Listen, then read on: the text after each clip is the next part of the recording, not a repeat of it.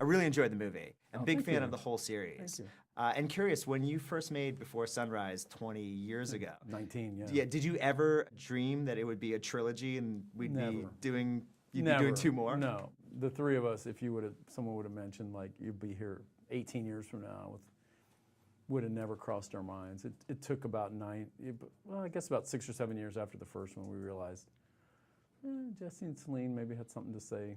You know, we made that sequel and no one was expecting that. So it's an accidental trilogy. I mean, it's just been evolved into a really interesting life project, you know. And how have the characters grown? And a little bit, if you could talk about the writing process and working with growing those characters with Ethan and Julie. Yeah, well, it's all about aging and, you know, finding yourself at a new point in life, developmentally, you know. I mean, kids develop in a way, but relationships do too. And years, you know, the years go by and have a big impact on that. So we've been lucky to see them at age 23, you know, these kids basically, but they're wise, you know, the 23 is a lot different than, you know, 17, you know, they've been through a lot then even. 32, you know, the responsibilities and the walls close in a little bit. And then here we catch up with them at 41.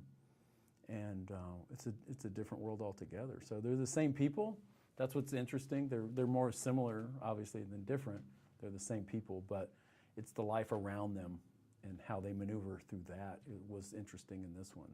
And what's it like doing the writing process with Ethan and Julie? Yeah. I mean, is there a lot of improvisation, or how does that kind of work out? It's kind of the same. I mean, we're three writers who sit in a room for 10 weeks and really hammer it out. I mean, it's fun. We just tell stories and laugh a lot, but we're always have an eye on, oh, that could be in the movie. That could be in the walk. That could be in the fight scene. Oh, that could be in the, you know, we're always, it's work related, but it's super fun. I mean, Julie and Ethan are really fascinating, funny, smart, perceptive people. So it's fun to work with them in that way. It's a lot of energy there. And we really trust one another. We're very supportive of one another, and yet we push each other in really healthy ways. You know, you might have an idea, something that means something to you, and the other two will go, I don't know, you know, is that interesting? Is that original? Is there a place for that in this? And it's just up to you to make it more interesting, make it more funny, make it more, you know, so we're pushing each other. But by the time anything's in the final film, it's gone through the three of us thoroughly. We probably discard 95% of what gets put out there as material. So it's a pretty stringent process we do, but it's very egoless and fun, you know, really. Yeah, it seems like the three of you have a really good relationship, especially after all these years. Yeah, we hit our rhythm really initially, right off the bat. I was sitting with two young actors I had cast, you know, in a room in Vienna, kind of reworking this script I had, because for it to work, they had to give themselves to it completely, and I think that gave them a lot of encouragement, you know, creatively, like, yeah, what do you think about that? You know, that's the way I work with actors anyway. But this was so intense and there was so much that it just made sense on the next two films to let's just the three of us start together and go from there. Yeah.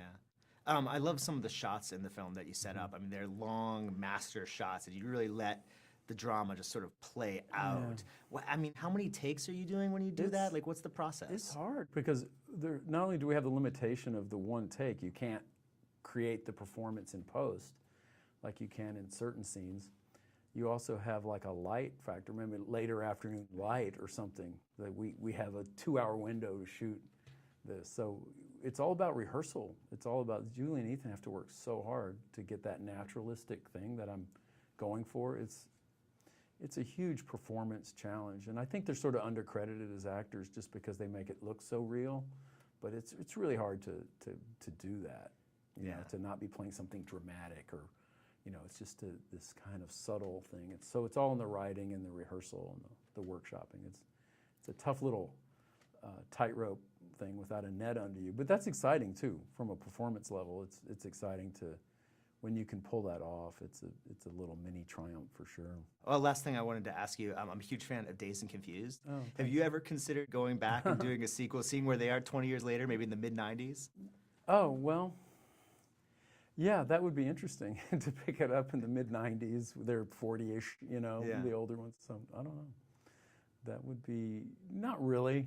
There's a lot of them. I mean, I played with the idea a long time ago. I mean, I kind of have a movie I want to do, a college movie that's sort of a sequel, but it wouldn't be the same people, but it's just my own development, you know, my own next phase of life, autobiographically speaking. So Cool. there's something in the works. But I love all those actors. I see them a lot. I saw Parker Posey the other night in New York, and you know, it's just that was very special to all of us on that. Started a lot of careers. Yeah, and a lot of great friendships came out of that. Yeah. You know, we all kind of bonded.